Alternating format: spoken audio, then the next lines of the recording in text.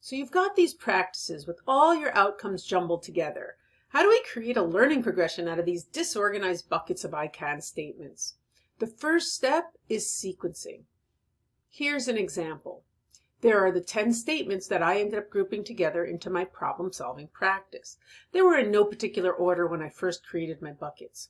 But I first wanted to put them into some sort of logical sequence. There are two things to look at to determine if the order is logical.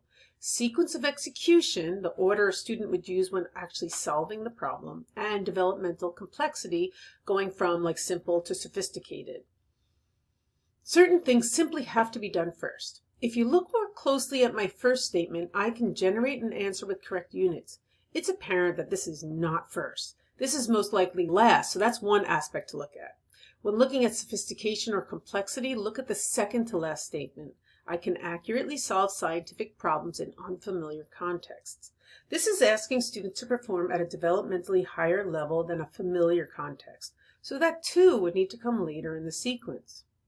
I ask myself, in what order would a student need to develop this skill? So let's see. First, I want students to read a word problem and create an illustration that accurately represents that problem. They should be able to do that without knowing any of the physics involved, honestly. Next, they should identify some given and unknown information. Only after the sketch and illustration should they identify the proper equation needed to solve the problem. I'd like to see supporting work so that I could follow their solution as they work their way towards getting an answer. And I'd like to see what values they substitute into the equation that they've chosen. Adding relevant diagrams and using them to determine signs and predict relationships should theoretically be done earlier in the progression, but it's much more sophisticated, so I put it later. Using a calculator properly is ideal, but isn't the most important thing to me, since I'm much more interested in the process of problem solving. That's about being correct, so it's at a later level for me. Same for the next ones. I can generate an answer with correct units, and I can select and apply the correct routines. That's about being right. This is last because generalizing or transferring to unfamiliar contexts is much more sophisticated for sure. Listen, you may or may not agree with my sequencing, and you know that's okay. There isn't one right answer here, and certainly this first examination will not be your final one.